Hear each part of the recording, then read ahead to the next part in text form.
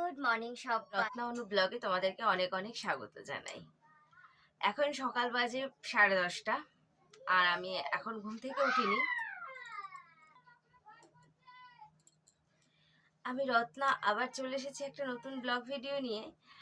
আমি কিন্তু এখন উঠিনি, হ্যাঁ এখন আসল কথা একটু ঘুমিয়েছিলাম আবার। আমি প্রায় সকালেই উঠেছি, 8টারও আগে।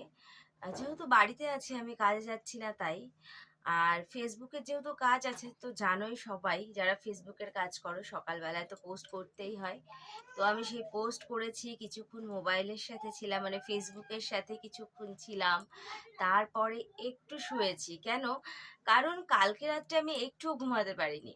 মানে এই যে রাতটা গেল, সেই রাতটায় আমি একটু ঘুমাতে পারিনি। ভীষণ একটা আতঙ্ক, ভীষণ একটা ভয়। কেমন যে লাগছিল আমি বলে বোঝাতে পারবো না। মাথার ব্যথা সেটা তো আছে, ওটা আলাদাই।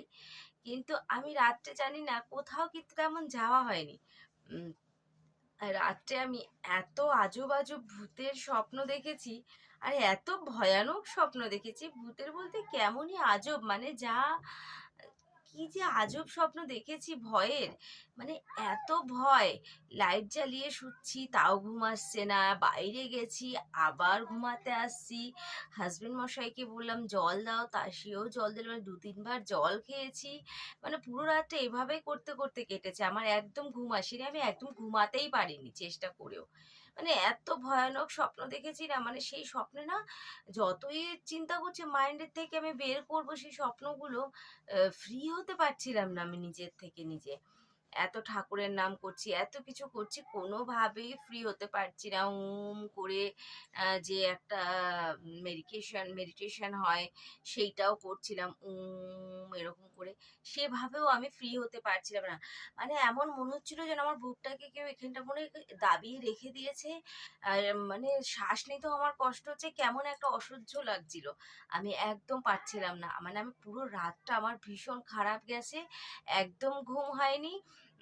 কতক্ষণ ওভাবে বসা যায়? কিছুক্ষণ মোবাইলও দেখলাম, তাও ভালো লাগছে না। মানে ভিতর থেকে মোবাইল দেখছি, যাই করছি, লাইট জ্বালিয়ে ঘুমাচ্ছি।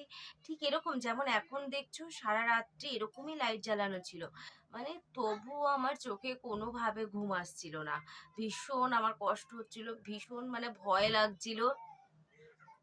সাথে সাথে হাজবেন্ড মশাইকেও জ্বালাতন করেছি, এটা নয়, মানে ওঠো জল দাও, একটু দেখো আমার ভয় লাগছে, তুমি ওদিক না এদিক আমার দিকে মুখ করে ঘুমাও, তাহলে আমার একটু ভয়টা কম লাগবে, ঠিক এমন ভাবে ভীষণ খারাপ লাগছিল আমার। তো যাই হোক, সকাল হয়েছে, তারপরে ফেসবুকের কাজে লেগেছি। তারপরে একটু মনে হলো না আমি একটু ঘুমাই, এখন না হলেও 1-2 ঘন্টা ঘুমাই, হয়তো তাহলে মাথাটাও একটু আরাম হবে, যেহেতু আমার ঘুমের প্রয়োজন। আমি তো কোনোভাবে ঘুমাতে পারিনি, একটু শুয়েছি কিন্তু সেভাবে কিন্তু আমার ঘুমটা হয়নি। তো এখন বেজে গেছে 10:30টার বেশি বাজতে যাচ্ছে।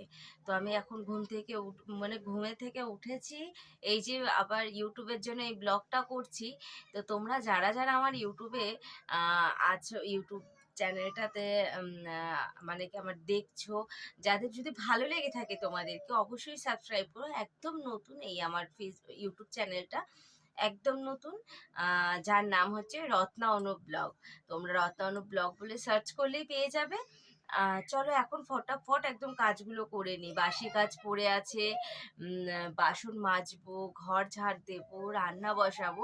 এসব করতে করতে, সবকিছু করতে করতে আবার বরমশাই আসার সময় হয়ে যাবে, একটু চা খাবো।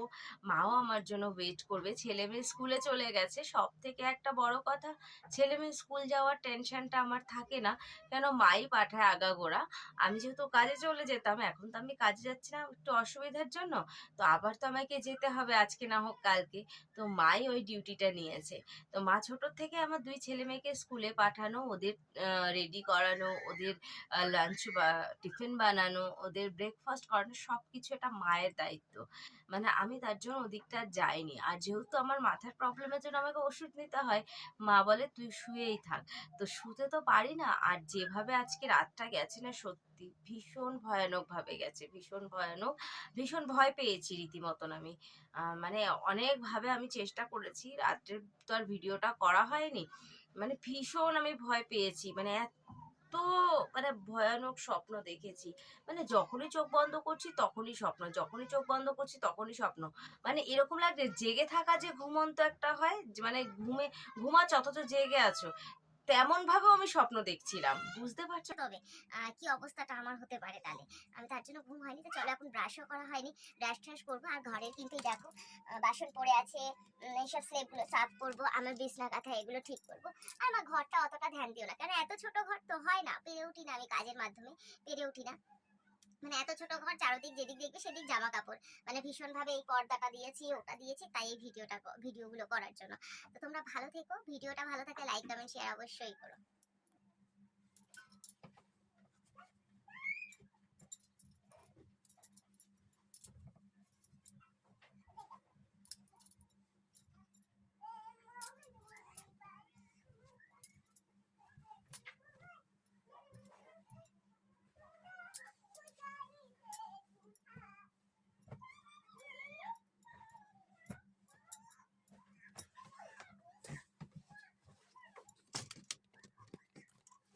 ট্রাই কিন্তু এখন আমি করে নিলাম।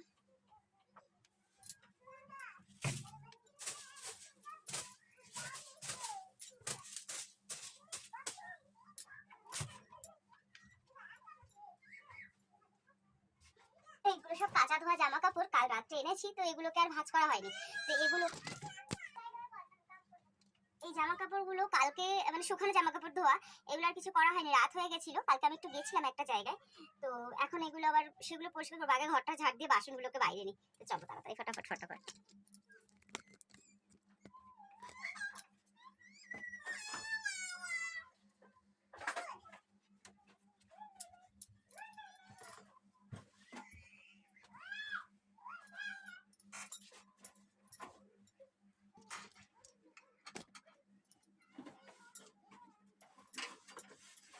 ছোট্ট ঘর, একদমই ছোট্ট। ছোট্ট বলতে একদম ছোট্ট। বুঝতে পারছো? এটা ঘর, মানে এটা হচ্ছে রান্না করার জায়গা। এই যে খাট, মানে খাটে বসে না রান্নালে রাঁধতে পারবো না। জানি না কবে ভগবান সেদিন দেবে, সেদিন আসবে, আলাদা একটা রান্নাঘর হবে বা কিছু, সেটা কিছুই জানি না। তো চলো, মানুষ বলে যে স্বপ্ন দেখে চেষ্টাতে কষ্ট করে সেটা করার চেষ্টা করছি। তো তোমরা ভালোবাসা দিলে অবশ্যই একদিন পারবো। ছোট্ট ঘর ঝাড় দেওয়া হয়ে গেল আমার।